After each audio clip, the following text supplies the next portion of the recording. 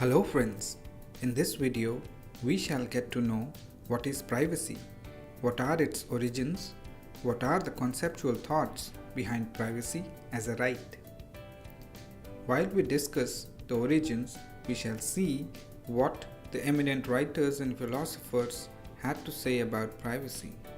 We will look into three of them: Aristotle, John Stuart Mill and James Madison. James Madison was the architect of American Constitution and the fourth President of United States of America. Thereafter, we will discuss a few properties of privacy like the concept of natural and inalienable rights. And finally, we shall see how privacy has been used to protect individuals from the government and find out what Ronald Dworkin, the famous US lawyer and philosopher, had to say on this matter. Dworkin died in 2013, so he is not an old school philosopher as Aristotle, Mill, or James Madison. Now let us hear Aristotle on privacy. Many of us know the definition of politics as given by Aristotle, but we seldom pay attention to it to see if that contains the roots of privacy. The Greek philosopher Aristotle spoke of a division between the public sphere of political affairs, which he termed the polis, and the personal sphere of human life, which he termed oikos. This provides one of the earliest recognition of a confidential zone on behalf of the citizen. Aristotle's distinction between the public and the private realms can be regarded as a basis for restricting governmental authority to activities falling within public realm and not to venture into the private realm. Now let us see what John Stuart Mill had to say on privacy. John Stuart Mill, in his essay on liberty, expressed the need to preserve a zone within which the liberty of a citizen would be free from the authority of the state.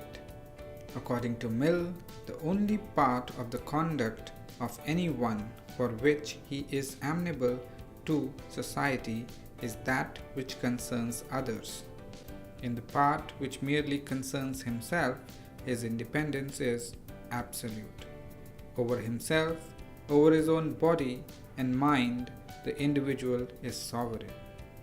While speaking of a struggle between liberty and authority, Mill said that the tyranny of the majority could be reined in by the recognition of civil rights such as the individual right to privacy, free speech, assembly, and expression. Now we move on to the James Madison's view on privacy. James Madison was the architect of the American Constitution and fourth President of USA. He advocated the protection of privacy of the citizen to be included in inalienable property rights of human beings. He construed property in the broadest sense to include tangibles and intangibles and ultimately to control over one's conscience itself. Hence, we see that privacy can refer to a lot of things: a sphere separate from government, a domain inappropriate for governmental interference, forbidden views and knowledge, solitude, or restricted access, to list just a few. Now, let us see the properties of privacy as natural and inalienable rights. Privacy involves the right of the individual to exercise control over his or her personality. Hence, it is a form of natural right. Natural rights are not bestowed by the state. They are contained in human beings because they are humans.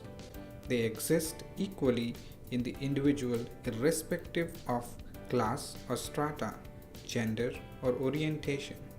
Natural rights are inalienable because they are inseparable from the human personality. The human element in life is impossible to conceive without the existence of natural rights. Now, let us look into history of natural and inalienable rights. In 1690, John Locke called out that the life, liberty, and estate of individuals are fundamental natural laws and a private preserve. Origin of privacy as a natural right can be traced over here. Notion that certain rights are inalienable was embodied in the American Declaration of Independence in 1776. Additionally, the term inalienable right was incorporated in the Declaration of the Rights of Man and of the Citizen as adopted by the French National Assembly in 1789 as part of the culmination of French Revolution. Finally, we look into Dworkin and his political trumps. Ronald Dworkin, in his seminal work titled Taking Rights Seriously, stated that individual rights are political trumps held by individuals. Dworkin asserted that man has a fundamental right against the government in the strong sense, like free speech, if that right is necessary for his dignity or his standing as equally entitled to concern and respect. Dworkin died in 2013, so his views are fairly contemporary and relevant to the current geopolitics. That is all I have for today. Please hit the like button if you like this video and subscribe for more videos. Thank you.